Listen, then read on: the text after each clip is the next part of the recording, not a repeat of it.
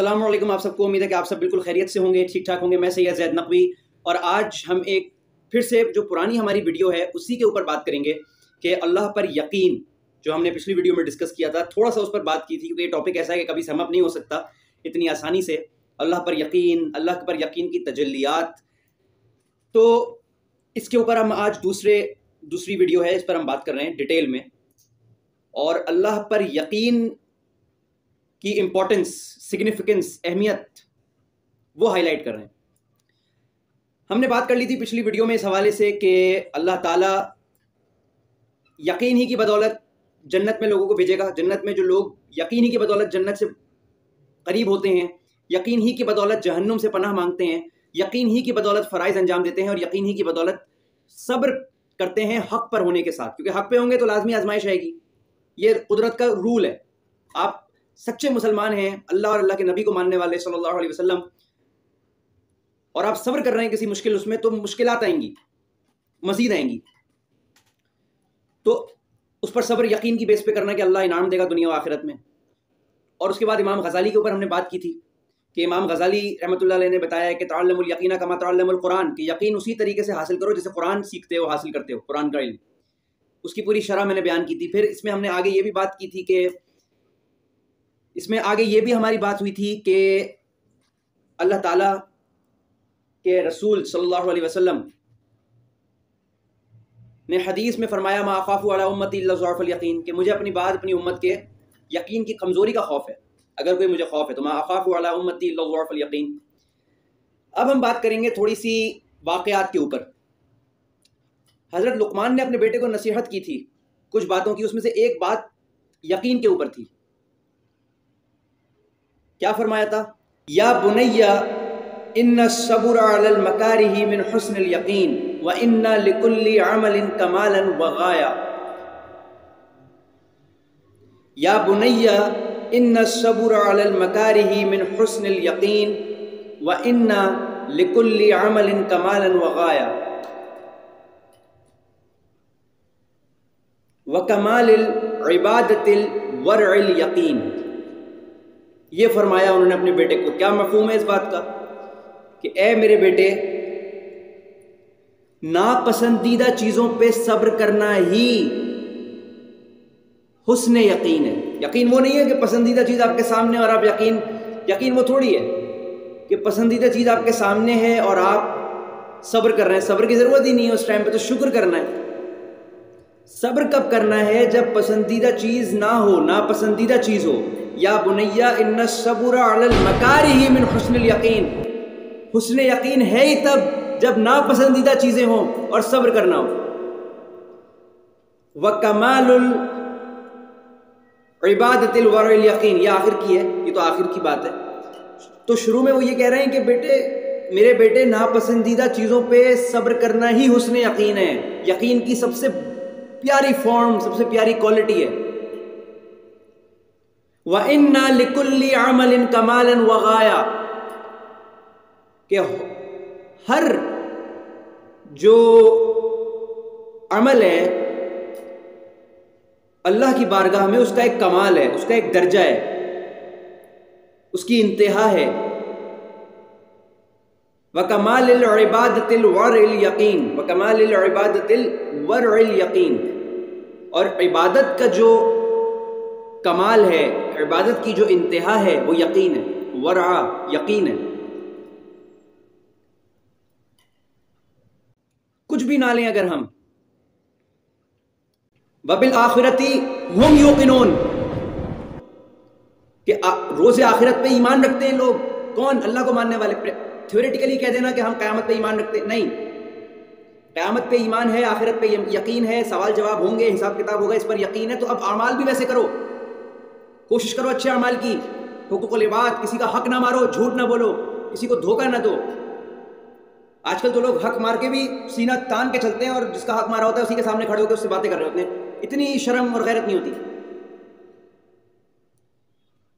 تو جب مانتے ہو آخرت کو کہ وَبِالْآخِرَةِ هُمْ يُوقِنُونَ، تو پھر عمل ویسا کرو کہ آخرت میں حساب کتاب ہوگا تو عمل بھی ویسا ہو جو یہ بتائے، ظاہر کرے کہ ہاں اس بندے کے اندر آخرت کا، اللہ کا خوف ہے۔ وہ ہے ہی نہیں ہمارے اندر، میرے اندر بھی، ہم سب ایسے ہی۔ تو مقصد یہ ہے کہنے کا کہ اب حضرت موسیٰ علیہ السلام کا واقعہ، بچے کو جو ان کی والدہ فرعون کا جو واقعہ ہے، اچھا حضرت موسیٰ علیہ السلام کے ساتھ کافی واقعات اللہ نے یقین کے اوپر کیے، اس لیے نہیں کہ ان کو یقین پر اللہ کے شک تھا، نہیں، جو مثال انہوں نے سمندر کے وقت، جب سمندر آگے تھا، پیچھے فرعون کی فوج تھی، تو جو یقین ان کا اور ان کے بھائی ہارون علیہ السلام کا تھا، وہ قوم کا تھوڑی تھا، قوم تو کوس رہی تھی، تو یہ نہیں ہے کہ ان کو یقین نہیں تھا اللہ پہ، لیکن اللہ نے ان کو چن لیا، ان پر وہ ایگزامپلز یقین کی اور تقوی کی اتاری کے، وہ ہسٹوریکل چیزیں ہیں، ان کا ذکر قرآن میں بھی اللہ نے فرمایا ہے۔ اب حضرت موسیٰ علیہ السلام پیدا ہوئے، اچھا فرعون کو اس کے نجومیوں نے اور اس کے جو مشیر تھے انہوں نے بتایا کہ تمہیں، جو نجومی تھے انہوں نے بتایا کہ فرعون کو بنی اسرائیل میں سے ایک بچہ اس کو اور اس کے تخت کو الٹا دے گا، فرعون کا بھی خاتمہ کرے گا، اس کے تخت کا بھی۔ وہ گھبرا گیا۔ اچھا اس زمانے میں بھی یہ روایت تھی کہ مرد حکمرانی عورت نہیں کرتی تھی، تو اس نے کہا کہ جو تاریخ ہوگی، جو ٹائم ہوگا اس بچے کے ہونے کا، اس دوران جتنے بچے پیدا ہوں بنی اسرائیل کے سب کو مار دو، قتل کر دو، کوئی مر جائے گا تو تھوڑی کچھ کر سکے گا۔ یہاں تک کہ روایات میں آتا ہے بعض کہ اس نے دور کر دیا تھا مردوں کو عورتوں سے، بنی اسرائیل کے میاں بیویوں کو، کہ نہ وہ قریب ہوں گے، نہ اولاد کا کوئی معاملہ ہو سکے گا۔ لیکن اللہ جو چاہتا ہے کرتا ہے۔ حضرت موسیٰ علیہ السلام بنی اسرائیل کے خوش نصیب گھرانے میں پیدا ہو گئے، ماں اور جو بھی ارد گرد لوگ تھے وہ خوشی کے بجائے غم منانے لگے، پریشان ہو گئے، غم نہیں پریشان ہو گئے، کیا ہوگا، فرعون کی سپاہیوں میں سے کوئی آ گیا، فرعونی لشکر، فرعونی سپاہی، تو مار دے گا ہمارے بیٹے کو۔ ان کو کیا پتا یہ موسیٰ علیہ السلام بنیں گے آگے جا کے انشاءاللہ۔ اللہ تعالیٰ نے حضرت موسیٰ علیہ السلام کی والدہ کے دل میں ایک بات ڈالی جس کا ذکر اللہ نے قرآن میں فرمایا، وَأَوْحَيْنَا إِلَىٰ أُمِّ مُوسَىٰ، وَأَوْحَيْنَا، کہ ہم نے موسیٰ کی والدہ کے دل میں بات ڈالی، خیال ڈالا۔ کیا ڈالا؟ کہ تم موسیٰ کو دودھ پلاتی رہو، رکنا نہیں، دودھ پلاتی رہو، جو کہ بچے کے زندہ رہنے کا سبب ہوتا ہے، وہ کرتی رہو۔ تو کسی کو کیا پتا موسیٰ علیہ السلام ہوں گے وہ آگے جا کے انشاءاللہ۔ اللہ کے پلانز، وَمَكَرُوا وَمَكَرَ اللَّهُ وَاللَّهُ خَيْرُ الْمَاكِرِينَ، کہ اور تم منصوبہ بناتے ہو اور بہترین منصوبہ اللہ بنانے والا ہے، تمہارے منصوبوں کو فیل کرنے والا ہے۔ تو اللہ تعالیٰ فرماتے ہیں کہ میں نے موسیٰ علیہ السلام کے دل میں کیا بات ڈالی، وَأَوْحَيْنَا إِلَىٰ أُمِّ مُوسَىٰ وَأَرْضِعِي، قرآن کہہ رہا ہے وَأَوْحَيْنَا إِلَىٰ أُمِّ مُوسَىٰ وَأَرْضِعِي، کہ اور ہم نے موسیٰ کی ماں کے دل میں یہ خیال ڈالا کہ اس کو دودھ پلاتی رہو، جو اس کے زندہ رہنے کا سبب ہے دودھ پلانا، بچے کو بھوک لگتی ہے وہ کرتی رہو، رکنا نہیں، وہ جب دودھ مانگے اس کو پلاؤ۔ صحیح ہو گیا، ٹھیک ہو گیا۔ ماں پریشان۔ اس کے بعد اللہ نے یہاں بات نہیں روکی، اللہ نے کہا اس کو دریا میں چھوڑ کے آ جاؤ، دریا میں اس کو چھوڑ کر آ جاؤ۔ کب چھوڑ کے آ جاؤ؟ ابھی فی الحال دودھ پلاتی رہو۔ اچھا وَأَوْحَيْنَا کا مطلب ہوتا ہے وحی، ایک ہوتا ہے القاء، ایک ہوتا ہے وحی۔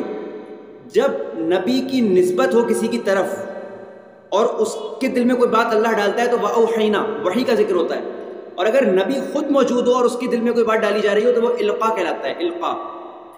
تو وَأَوْحَيْنَا إِلَىٰ أُمِّ مُوسَىٰ وَأَرْضِعِي، اس کو دودھ پلاتی رہو، یہ ان کے دل میں ڈال دی تھی حضرت موسیٰ کی والدہ ماجدہ کے دل میں، حضرت موسیٰ علیہ السلام کی والدہ کے دل میں اللہ نے ڈالا، دودھ پلاتی رہو، رکنا نہیں۔ آگے اللہ رب العزت نے فرمایا ان کی والدہ ہی کے دل میں ڈالا، کیا ڈالا؟ فَإِذَا خِفْتِ عَلَيْهِ فَأَلْقِهِ فِي الْيَمِّ وَلَا تَخَافِي وَلَا تَحْزَنِي، کہ اور جب تمہیں اندیشہ ہو جائے یا کنفرم ہو جائے، پکا ہو جائے کہ فرعونی سپاہی اس کو قتل کر دیں گے، تو گھبرانا نہیں، غم نہیں کرنا، تکلیف مفہوم بتا رہا ہوں، غم نہیں کرنا، پریشان نہیں ہونا، اس کو دریا میں چھوڑ دینا۔ اب حضرت موسیٰ علیہ السلام کی والدہ کا اللہ پر یقین دیکھیں، اسباب سارے اگینسٹ، چھوٹا بچے کا، نومولود بچے کا پانی میں ہونا، اس کی لہروں سے مقابلہ کرنا پاسبل ہے آج کے دور میں اگر ظاہری طور پہ دیکھا جائے؟ اللہ کے پلانز الگ تھے، ظاہری طور پہ دیکھیں از اٹ پاسبل کہ ایک نومولود بچہ کچھ دن کا یا کچھ گھنٹوں کا وہ پانی کی لہروں کے، بچہ کیسے سروائیو کرے گا؟ چلو پانی کی لہروں سے لڑ لیا، دودھ بھوک لگے گی، دودھ کیسے پیے گا؟ اگر وہ کاٹ الٹ گیا تو کیا ہوگا؟ کوئی خیال نہیں۔ یقین اور شک جو ہوتا ہے نا، یقین کہتا ہے کہ کب ہوا، کیسے ہوا، کیوں ہوا، میں یہ نہیں جانتا کہ کوئی چیز کب کیسے ہوگی، کیسے ہوگی، کب ہوگی، کیوں ہوگی، کہاں ہوگی۔ یقین کہتا ہے ہوگی، فتح یاب ہوں گے ہم، یہ یقین ان کے لیے کہتا ہے۔ یقین خود کہہ رہا ہے ان کے لیے جو یقین رکھتے ہیں، صحیح ڈیفینیشن میں یقین رکھتے ہیں، وہ یہ نہیں کہ یقین اوپر سے ہے لیکن دل میں گھبراہٹ ہے، شکوے شکایات ہیں، یا تنہائی میں اللہ سے شکوے، نہیں۔ یقین کہتا ہے کہ میرا کام پردے کے پیچھے کا ہے، پردے میں ہو کیا رہا ہے اس سے میرا کوئی لینا دینا نہیں ہے، مجھے بس اتنا پتا ہے کہ فتح یابی ہوتی ہے یقین کرنے والوں کو، کب ہوگی، کیسے، کہاں، کیوں، یہ نہیں پتا مجھے، میں جانتا ہی نہیں ان چیزوں کو، کب، کیسے، کیوں، کہاں۔ یقین کہتا ہے یہ شک کی جو کتاب ہے اس کے پیجز ہیں، کب، کیوں، کیسے، کہاں۔ یقین کہتا ہے میری کتاب میں یہ نہیں ہے، میری کتاب میں فتح ملے گی یقین کرنے والوں کو، کیسے، کب، کہاں، کیوں، یہ اس میں نہیں جاتا، یہ یقین کہہ رہا ہے۔ تو شک اس سے کہتا ہے تو یہ کیسے کہہ رہا ہے؟ یقین کہتا ہے میرے رب نے مجھے ایسا بتایا۔ اتنی بڑی فضیلت کہ یقین کرنے والے فتح یاب ہوں گے، لازمی ہوں گے اگر ان کی نیت صاف ہے اور ان کا یقین اللہ پر ہے، اللہ پر۔ تو ان کی والدہ کا دل دیکھیں آپ کہ انہوں نے اپنے بیٹے کو چھوڑ دیا، ان پانی کی موجوں میں چھوڑ دیا، بھوکا پیاسا چھوڑ دیا، اور آگے کا نتیجہ قرآن نے جو بتایا ہے کہ اللہ نے پھر ان کی ماں سے موسیٰ علیہ السلام کو ملوایا، فرعون کی اپنی بیوی نے موسیٰ علیہ السلام کو بیٹا بنا کے اپنے گھر میں رکھا، فرعون کے گھر میں موسیٰ علیہ السلام کو پال کے دکھایا۔ یہ ہے وَمَكَرُوا وَمَكَرَ اللَّهُ وَاللَّهُ خَيْرُ الْمَاكِرِينَ، یہ یقین کی تجلیاں ہیں جو اللہ تعالیٰ پھینکتا ہے۔ اور ڈر نکال دیا اللہ نے حضرت موسیٰ علیہ السلام کی والدہ کے دل سے، ڈر نکال دیا۔ الا ان اولیاء اللہ،